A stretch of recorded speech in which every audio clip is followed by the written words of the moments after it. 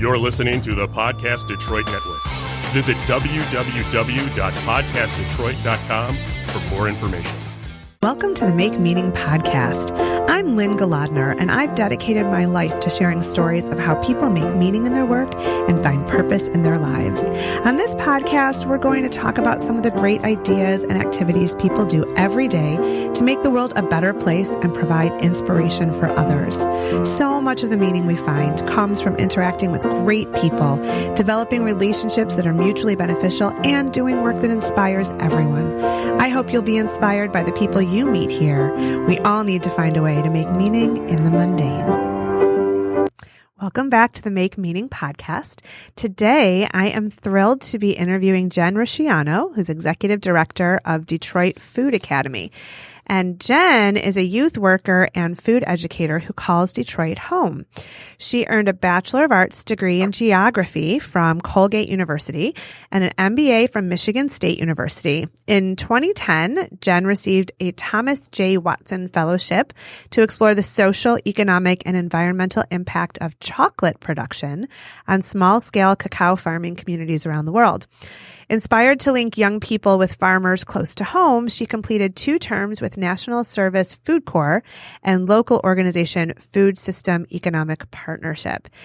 And Jen now works as co-founder and executive director of the Detroit Food Academy, bringing food, business, and learning together. Welcome to the Make Meaning podcast, Jen. Thank you. I'm glad to be here. Me too. So I wonder if we could begin by you sharing a little bit with our audience about the Detroit Food Academy. What is it and how does it impact youth? Yeah, we are a youth leadership program for young Detroiters from elementary school to beyond high school ages here in the city of Detroit. And we use food as a vehicle for young folks to know and express their own power and their leadership vision. So we invite young people to take the concept of what we like to call a souped-up lemonade stand. So inventing their own farmers market stand and their own food business, and use that as kind of a container through which they can learn about the food system, culinary arts, business basics. They can connect with mentors who include chefs and farmers, and ask questions about why the food system is the way it is, and what it could look like, and also to learn about culture and history and connection, which food contains beyond just, filling our bellies every day. So we really use it as an opportunity for young people to both explore and to say, okay, I care about these things. I want to make a food project that embodies my values, and I want to put it out there into the world in front of my peers and my community to share. That's amazing. It's so powerful when people come together over food. It sort of removes all barriers and all boundaries, and it's so easy to connect. Just sharing a meal or cooking together. It's really a powerful connector. It really is. It's amazing. Just to get to see young people who maybe aren't together during the school day. They may not have the same group of friends. Sit down and make a meal together, and to be able to have, that as a gateway into deeper conversations, talking about what their families like to cook, or talking about sometimes hard things like not being able to find good foods in their local grocery store. I think it creates an opportunity and kind of a safe space for learning and for questioning and for exploration. And it's also, we are all human, we all need to eat. And so it kind of brings us back to something that's really fundamentally nourishing. Absolutely. I teach as an adjunct faculty member at University of Detroit Mercy, and I was teaching a writing class in the fall. So it's just your regular freshman composition class where all students have to take it. And we had such an array of students from various ethnicities. Some were first generation Americans, some were immigrants themselves, some were not. They had generations here. And I themed the whole course around food and food identity and trying to figure out who you are through the foods of your family.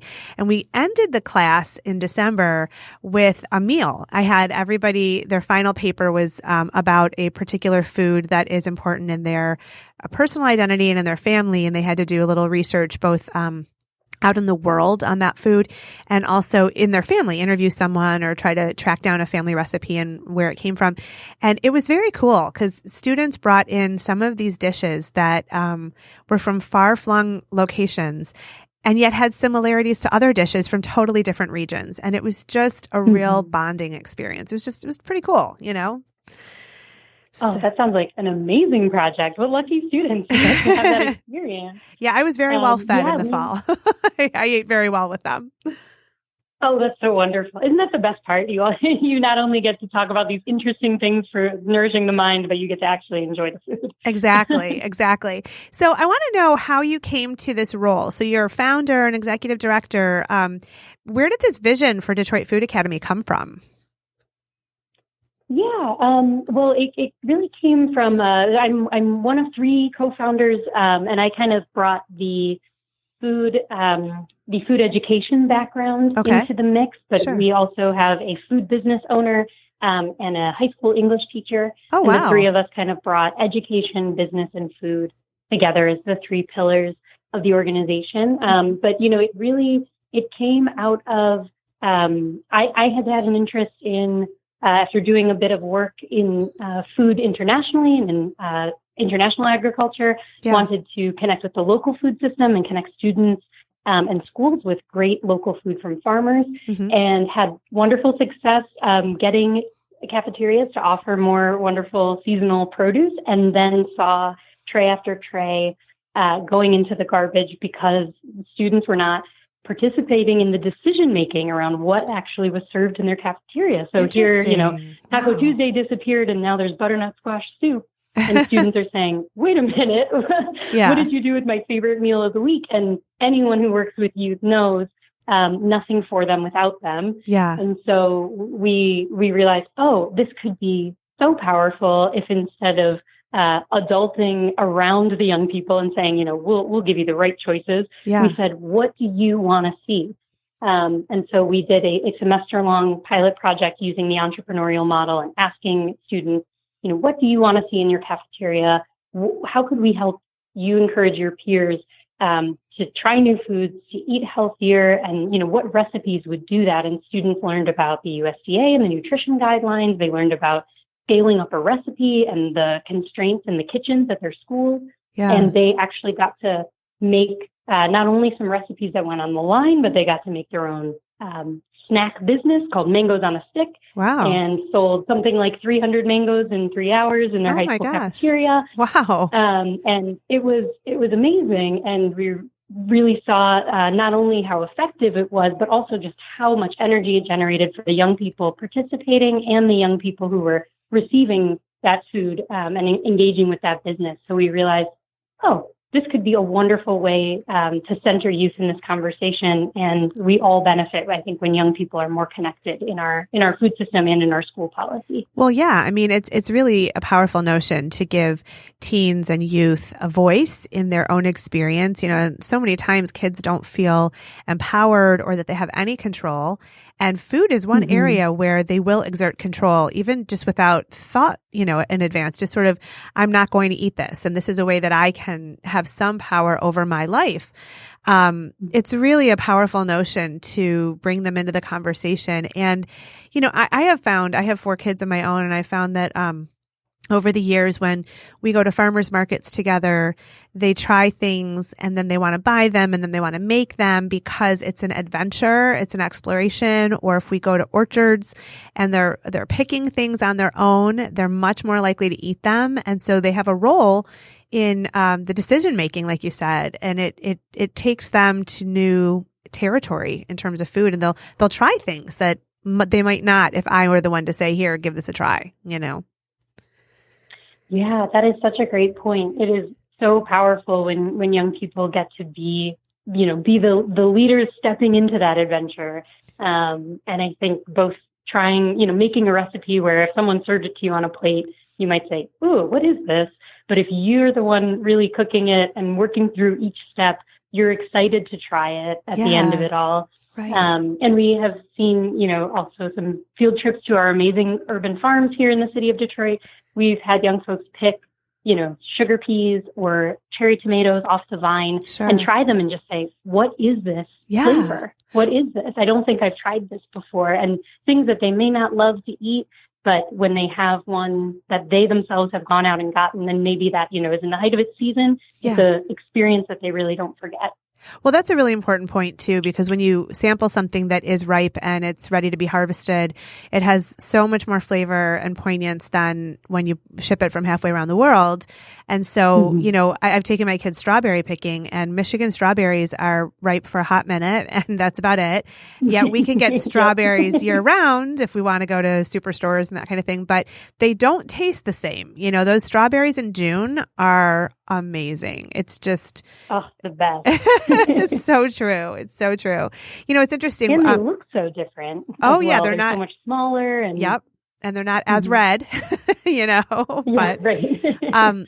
It's interesting in my marketing and public relations business, Your People, we work with Detroit Waldorf School, and they have a man who works there who is the enrichment and aftercare coordinator, and he makes handmade snacks every day, and he often involves the kids in the process, and he'll make things with black beans or with quinoa or whatever, and the kids eat it because it's an adventure. And it's also cheaper, frankly, than if you're buying packaged manufactured goods. And, it's so eye-opening, and it's more healthful too. I mean, let's talk about that for a minute. We don't live in a healthy society right now, and food is a huge part of that.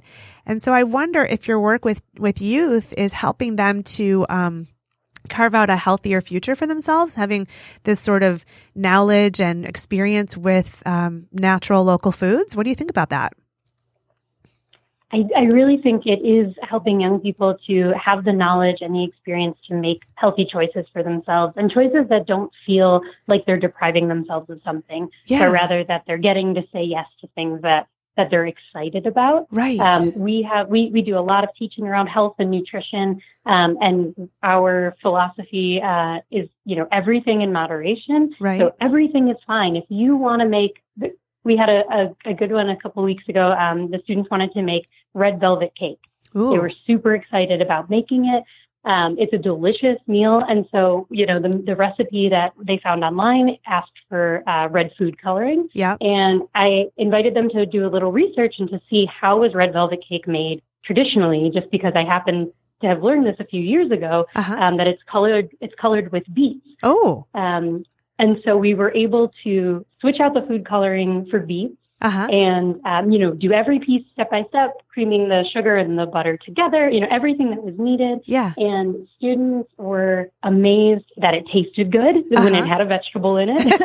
I think they were able to use a lot fewer ingredients in making their frosting than in the store-bought frosting that we compared it with. We did a little taste test. Sure. And it was amazing just to see, when you scratch cook things, like this wonderful person who's making snacks at the Waldorf School, you're not putting in the same amount of salt or preservatives or, all these other things that make something have to stay on the shelf forever, because you're just making it for that day, and you get to take it home and eat it. And it, I think, hits home a lesson that, you're not only having a healthier meal that might even taste better, but it's often better for you too, since you're just using fewer ingredients and fewer of the ones that you need to be a little careful around. Right. No, you're totally right. So, before we run out of time here, I wonder if you can share with our listeners, how can they get involved? What do you guys need? Where is there room for people to help out with Detroit Food Academy? Oh, well, thank you for asking. We're a nonprofit organization. We love volunteers. We would love to connect with anyone who might think they want to volunteer pretty consistently, like for a semester or so at a school. We love to link up young folks with amazing mentors as well. So if anyone listening is connected to the food industry or farming and would want to bring our students to their location for a field trip or come and share their story in our kitchen, that would be wonderful. We also have 3 student businesses that operate under the nonprofit. These are run by our alumni who've created the businesses in the organization and then graduated out of high school and are still running them. It's amazing. And those include Mitten Bites, which is a granola bar company, Slow Jams, which is a jam company, and the Detroit Pop Shop, which is a popsicle company that all of them use local Michigan produce. And we make things as often as we can and share them out at grocery stores and at the Eastern Market. So if anyone wants a snack, we have those that are made by youth and go back to supporting the success of the program. Awesome. Congratulations. You've done some amazing things. It's really quite a story. I think before we end today, I wanted to ask you a little bit about, we focus a lot on meaning and purpose in the work we do. And on this show, it's all about how do we make meaning in our work and find purpose in our lives. And I wonder if you have any advice for our listeners about how they can find their purpose or infuse what they're doing every day with meaning. I'm thinking, I can't remember who said it, but that famous quote of, don't ask what the world needs, ask what sets you on fire, because what the world needs is folks who've been set on fire. Yeah. And I think that is, I happened to come to youth work in a roundabout way through connecting farmers in schools, and the youth work really spoke to my heart and, it's something that gives me energy. And I think for anyone out there who is who runs across a topic or a situation where they just say, gosh, this pulled me in, this really makes me more excited and I want to dive in deeper. Mm-hmm. I think that is that's a path towards meaning, because we need so many things in this world. And so what we need are for folks who can keep going and can keep working towards their vision no matter what it is. I love that. That's really wonderful. Well, Jen Rusciano, it's wonderful to speak with you. I love what you've been doing with Detroit Food Academy, and I hope that you are really just transforming the landscape of Detroit for our youth, so that the next generation coming up really sets the world on fire and takes it by storm. I just think you're really impacting kids in a meaningful way. Oh, thank you so much. And thank you for telling these wonderful stories. You are inspiring. Your podcast is inspiring. And I just appreciate your time. Well, thanks. Mutual Admiration Society. So again, this is Jen Rusciano from Detroit Food Academy, and I'm Lynn Golodner. And this is the Make Meaning podcast. I hope you'll tune in again for our next story. Thanks for listening to the Make Meaning podcast. I'm Lynn Golodner, and I've really enjoyed being here with you today. You can find the Make Meaning podcast wherever you listen to your favorite podcasts, and I'd love it if you'd share our great conversations with all your people so we can add meaning wherever we go and whatever we do.